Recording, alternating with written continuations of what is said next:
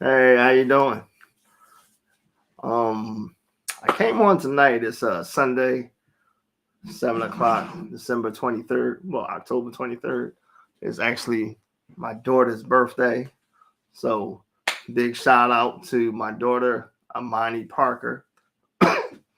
She's turned 16 today, so she's out, you know, doing all the little birthday activities and everything like that.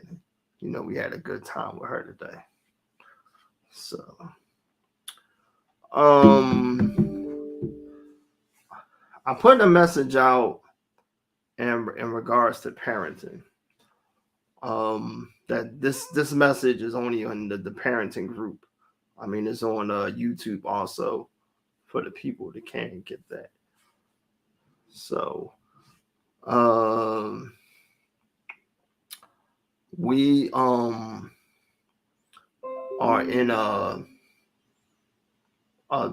difficult game of chess, I would say, as parents.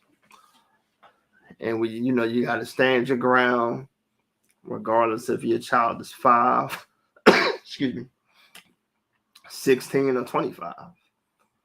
It's a very challenging experience being a parent, and you're not going to always get it right, but you have to thrive to get it right. You got to want to get it right. So that's a definite thing right there. So it's different, like I said, when you want to get it right versus not wanting to get it right, or thinking that you're doing the best that you can do, and you may have limited skills in the arena. Poor parenting comes with consequences that are normally um affected by the child. It excuse me. The child could, enter into street life, due to bad parenting decisions or neglect from the parent. Um, if you got a dysfunctional family, you smoking or drinking or abuses in the household, then opposed to the child rearing away from that, turning away from that, the child is actually learning from it. So this whole thing in regards to parenting is very tricky, and you have to be very educated in this field. I say it's a field because it's a field to study. Some people say you don't get it's no book with this or a manual. Well, there's a book. They just don't give it to you at the hospital. We have to train ourselves to stop saying things such as that, like it's no book for this. What you're doing is you're telling yourself that it's no help in regards to being a parent.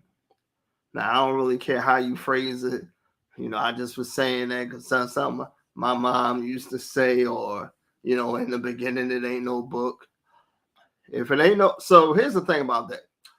If you know there is no book about it when you first have a baby, nobody gave you a book when you first had a baby, then if your child is having a baby, why don't you make sure you get them a book so they don't have to say that? You understand what I'm saying?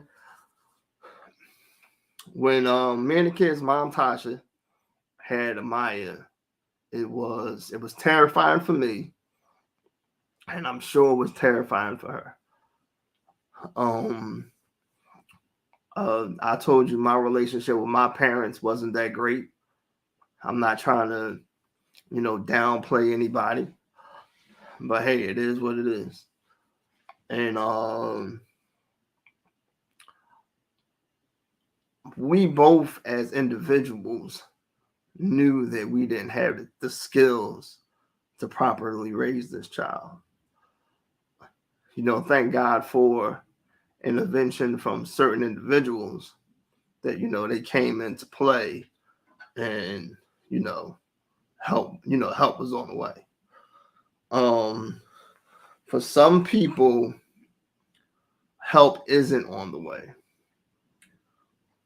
Some people have the misfortune of not being able to have, not having the resources that they need to be a proper parent. Hold on 1 second. I'm sorry. In situations like that could be very detrimental to your child. I get people call me literally every day in regards to situations that have everything to do with parenting. If you got a girlfriend or a boyfriend or a friend that you know and they doing something stupid, I can guarantee you it could be led back to parenting. If you and your child is in the streets and you don't know where they at, and the child is a minor, excuse me, that's led back to parenting. If you don't know how to talk to your kids, that's led back to bad parenting. The thing about this message is that a lot of people don't want to hear it, because nobody wants to hear that they're bad at a particular, set of skills, or that they're failing at something. I know when I was in school, I used to hate failing tests because it made me feel bad. If I took a test and I got a bad mark, I'd feel bad about it because, I wanted to do good in it. Parenting is like the venue that some people think they could kind of cheat at it. So they can say, well, hey, I'll do this, and this is my style of parenting. First of all, let's get this whole style of parenting down. To have a style of anything, you need to be an expert at it. So that's just how that goes. I don't care what people say about, hey, I don't agree with you, and you ain't got to. You ain't got to agree with nothing I say. You ain't got to agree with the mission of the foundation or anything. But I'm smart enough to know that if you're saying you got a particular style, that means you're some type of expert in it. Or you've got this knowledge from somebody else. We had Bruce Lee. Hold on 1 second. Alexa, when did Bruce Lee pass away? Bruce Lee died on July 20th, 1973, from swelling of the brain caused by a reaction to prescription medication. He was 32 years old. Alexa, stop. So, Bruce Lee's been dead since 1973. His style of fighting is still in existence. He was an expert at this style of fighting, and he passed his information on to the people that still teach it. This is what I mean by being an expert. Your experience in a field that you can pass that information on to somebody else. So, in your style of parenting, if it doesn't come from, I would say, a reliable source, or your parents who may be bad or may be good, that's only dependent upon how you see them as. And to define if the parent is bad or good, you actually have to know what bad or good parenting is. So, we got this book. Let's see here. The book you wish your parents had read, and your children will be glad that you did. This ain't the only book. There's other books out there. This is the book I always reference. I was telling somebody about this book a couple weeks ago. They said they had problems reading. Well, honey, thanks to Amazon, Alexa, read it for you. You get the audio version. Alexa, stop. She was ready to read that. So you get the audio version, and you just listen to what the people saying. So I don't like reading, but I know I have to. Like, I would prefer to read, for me, because, I'm actually taking in the information. That's a better way for me to take in the information. So,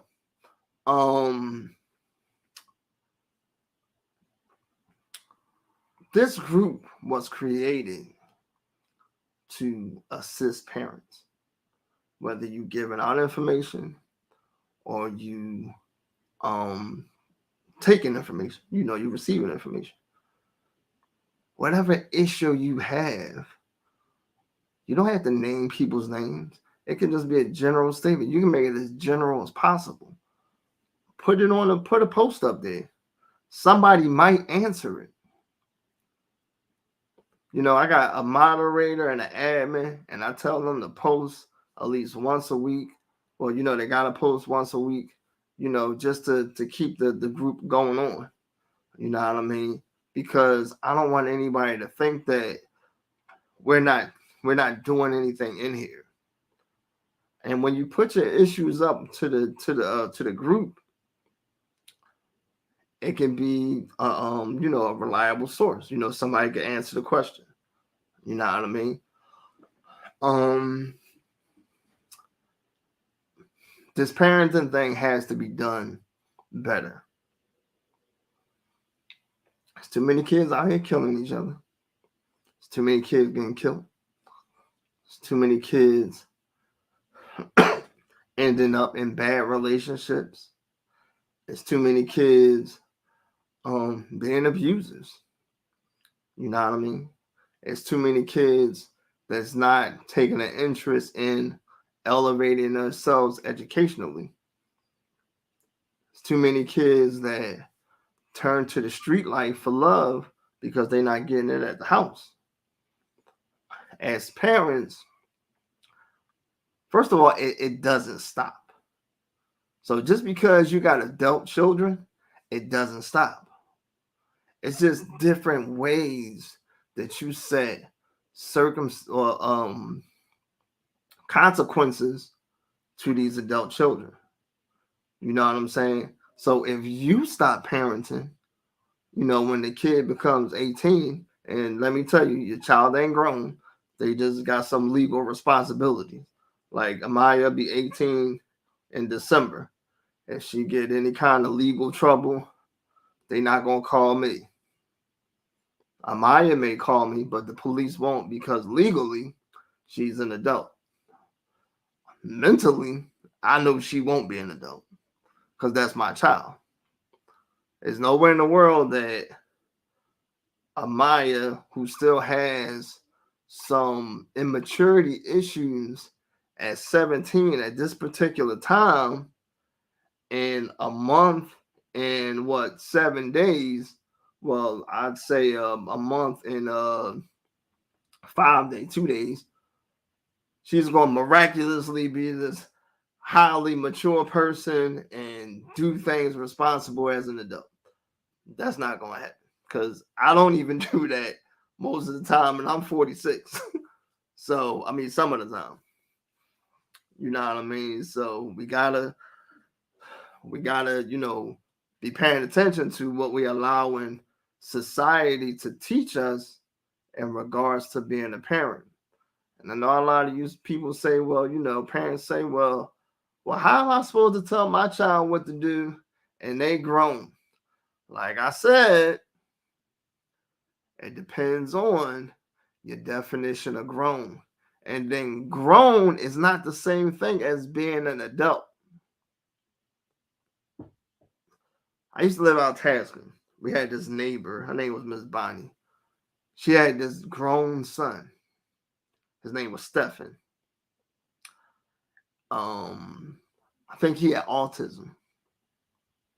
Now, due to his medical condition, psychologically, Stephen wouldn't be considered an adult because he don't fit all the parameters. And that's the problem that we have in a society. We'll make a cake and leave out some of the ingredients and still call it a cake. That don't work like that. If you need flour, if you need sugar, vanilla, butter, whatever. I don't make cakes from scratch. I just use the box. Even with that, you need all stuff. You need all that stuff. That's how you make a cake. If I leave any of that out, then the cake is not fully functioning as a cake. Now, you may say, well, it's all right to leave. No, it's not. It's not all right to leave out nothing. That's why in college, that's why a lot of people are having problems in college, because they're trying to cut past corners. See, in college, it's a certain set of prerequisites that you got to graduate, to be a graduate of that college. And you need all of them. Now, just because you had 9 out of 10, they ain't going to let you skate along, because that don't work like that. Because to be a graduate, you need all 10.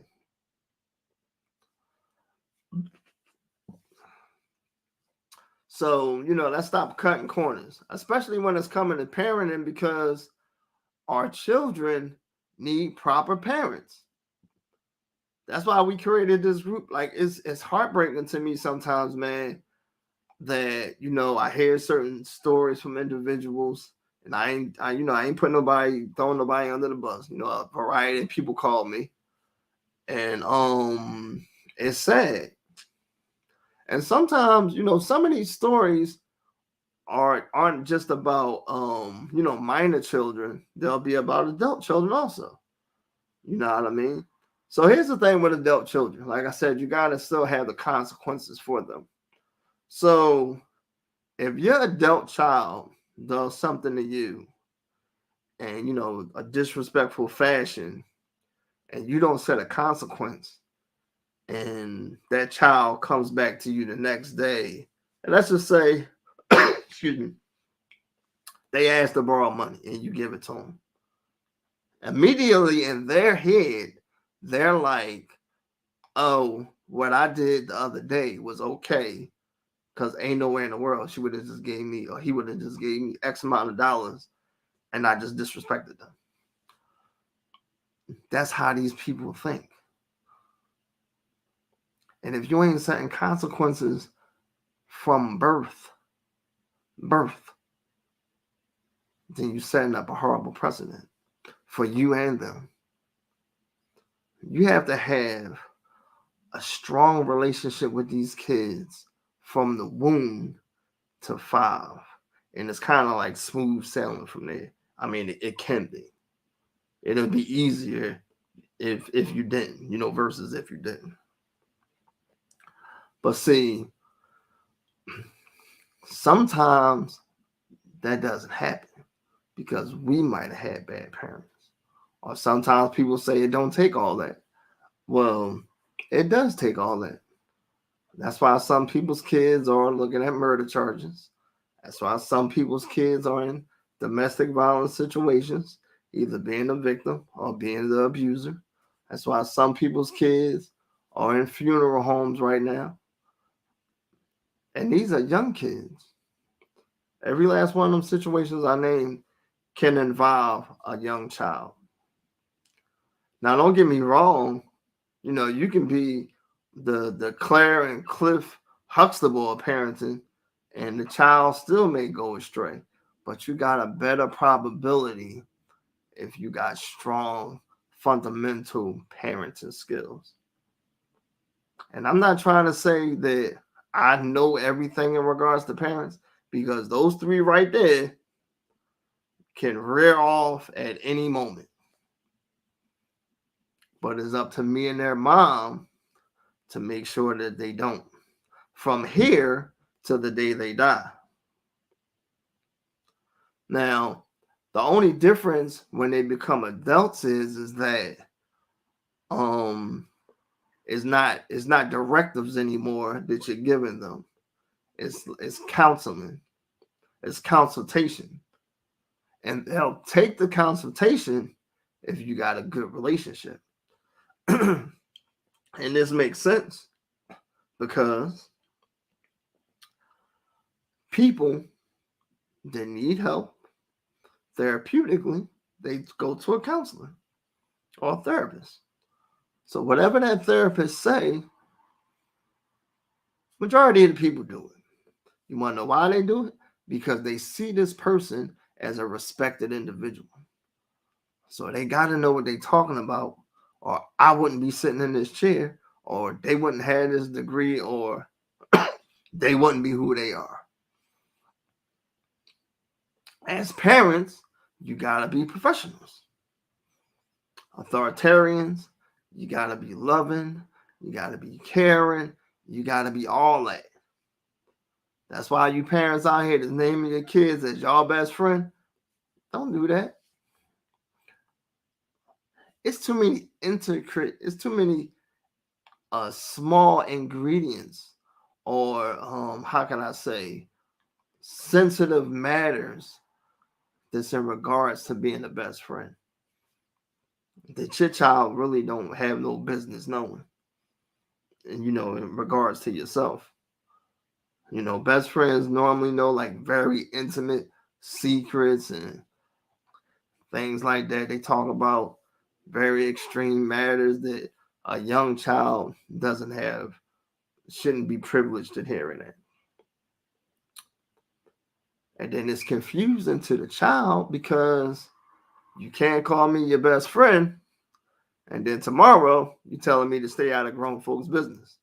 But you as a grown folk telling me all your business. That's why I don't work like that. You have to know as a parent your role and the child's role. And you have to try every resource you can. I'm not no expert at this. I'm trying whatever I can to help people be better parents. I call other parents like, hey, how you do this or how you do that? I'm picking up books and looking at videos, and me and my staff talk about different stuff because I don't want to keep seeing this nonsense out here that's happening. And a lot of people say, well, you can talk to your kids till they blue in the face. Well, wait till the blue come. Keep talking. If you so easy to give up on your kid, then what do you think somebody else is going to do? They my kids right there. Sometimes they get on my nerves. Sometimes they don't. But the majority of the time they don't. But they know if they call me, I got their back. And stop cussing your kids out. Calling your daughter bitches and telling your son you ain't gonna be shit just like they dad. Like, don't tell them kids that. Because for one thing, the man that you hooked up with, you made that choice. That little boy or little girl didn't make that choice. And if you calling your daughter out of your name, out of her name, then when she get older, she gonna start calling you out of your name. You gotta make sense about this. You understand what I'm saying to you? It's sad, like the person said. Somebody said it's sad when parents do that. Yeah, it's sad. Because you teaching them that, excuse me, this is proper language to use in regards to parenting. You can't cuss your kid out and then tomorrow you expect for them to take out the trash or come right home from school or whatever you want to do, whatever you want them to do. The most extreme thing that I call those girls is probably like a dingbat. And they know I don't even mean nothing by that. Like my godfather told me, you have to lead by example. So whatever you don't want them to do, then you can't do. Because these kids is looking at you. You the parent. They looking up at you. The majority of the time that they're spent with a person is normally the parent. So whatever they see you do, they're learning. So if you wake up early in the morning and you smoking weed, which you probably shouldn't be doing, then they gonna think that this is fine because you doing it. If you waking up early in the morning, punching your wife in the face because you lost your job and your son saying, then he gonna say, well, this must what you do when you lose your job. That's not what you do. And I'm not trying to say this like I got everything going on. Like, please, I don't. I'm in sticky situations just like y'all get in sticky situations. I just want this to be a very smooth transition for parents. And if you don't know what you're doing, then ask for help. It's not that hard. You understand what I'm saying? We have to learn how to be more of a helpmate to our children, opposed to being a hindrance. And you got to correct these kids when they're wrong. You got to set consequences. And when you correcting your kids, don't make it seem like it's a suggestion. So here's a situation I had. Amaya takes a photography class at Central. So she wanted to borrow one of my cameras. So the other day she forgot the camera. She said, Dad, can you pick the camera up? And I said, child, I don't have that class, you do. So you need to make sure that, you bring in all your stuff. But the child knew I was going to bring it. So I went and got it. So when the grandmother handed me the bag, it was unzipped. Now, if I wasn't paying attention, the camera would have fell out the bag. And that would have been all she wrote. So I contacted Amaya and I said, hey, this very irresponsible thing you're doing. I gave you my camera. You're responsible for it. And even if you go on jobs with me and I'm telling you to hand me my camera bag, I always tell you to make sure that the bag is zipped. You didn't make sure that this bag was zipped and this camera could have been damaged. And, she said, I understand. And, she took responsibility for what happened. She said it won't happen again. So I'd say like a half hour later, she said, Dad, can you bring me something to eat? And she said something else. Like she knew that like she was, pushing it, asking that, being as though the situation had just happened. So I said, well, if you were me, being as though the situation that we just had, what would you do? And she said, well, I would say no. And then she said, well, I would be remorseful and be caring to the child and, go get the food. And I said, well, you're going to be a better parent than I would because I'm just saying no. So you have to set consequences because they'll respect you for that. They're not going to hate you for that because you have to show them that it's okay that you can do that. It's okay for you to be wrong. And when you're wrong, this is what's going to happen. Because you want to be the person that's setting the consequences for your child, opposed to law enforcement or opposed to somebody out in the street. So that's a nugget you should take right there. You are the authoritarian in your household. I don't care if your child is 5 or 35. You are the authoritarian there. And if they don't agree with something that you're doing in your household, then that means you need to go. If they're an adult. You go home and you do what you do wherever you live at. At your house. But as far as my house, this is what we do. So you can't come over here and, you say, well, I like the toilet paper. No. This is what I do here. And if you can't respect that, then I don't know what to tell you. But as Bernie Mac would say, we got some punk ass parents. And you got to get past that. I mean, that might have been a funny statement, but it's a true one at the same time. in this day and time, you can't be scared to correct your child, or here we go right here, or be so lonely that your child is all you got and you scared of damaging that relationship. That doesn't work like that. You the parent.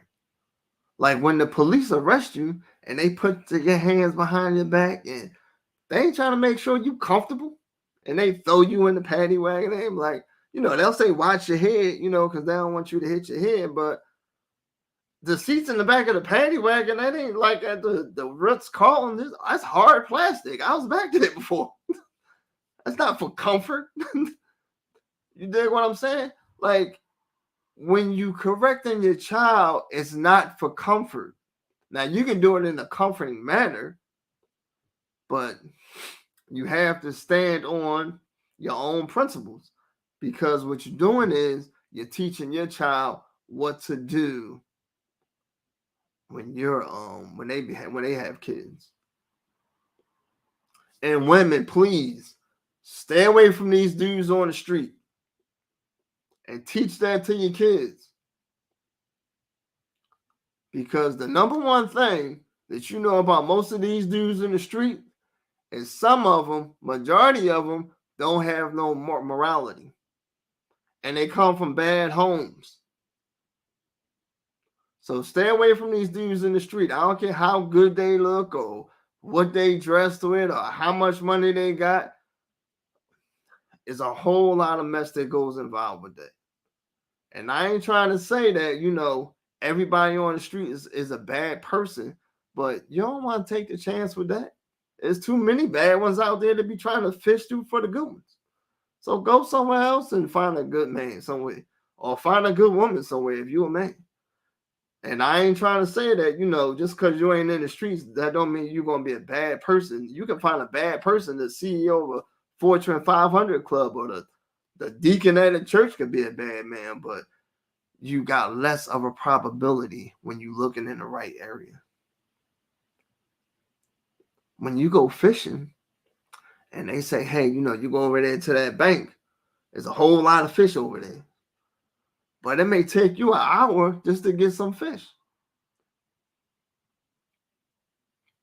You got to just wait. You got to wait on the Lord. Like the Bible say, wait on God, he'll bring you a mate. Now, if you go over there where it's a bad area at and you get a fish, then you take the chances of taking in whatever that fish took in from that bad area. So it's no instruction manual like they say when you first have a baby that the hospital give you. But parents, like I said earlier, if your kids having babies, then go find books for them. Go find the instruction manuals for them. Stop saying these stupid precedents to these kids, and then they repeating it for generations down the line. Well, they saying they no instruction book for that. It is so. Here it go right here. Look. Let me help you. Hold on.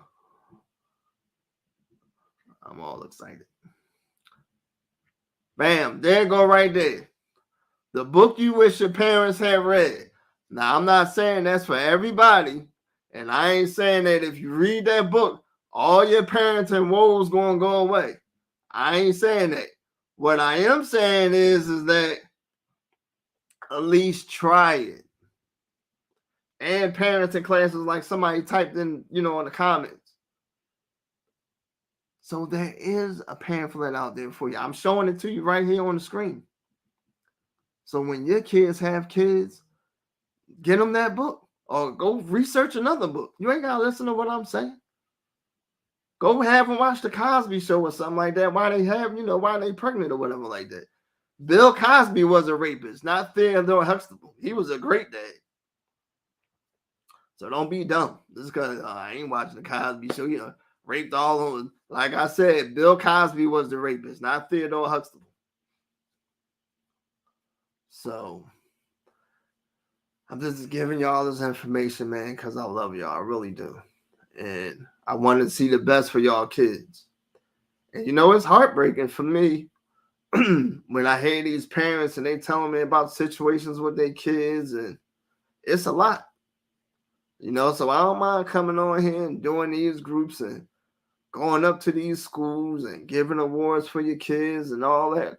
Like, I ain't got just 3 kids. I got those 3 and all the other ones out there.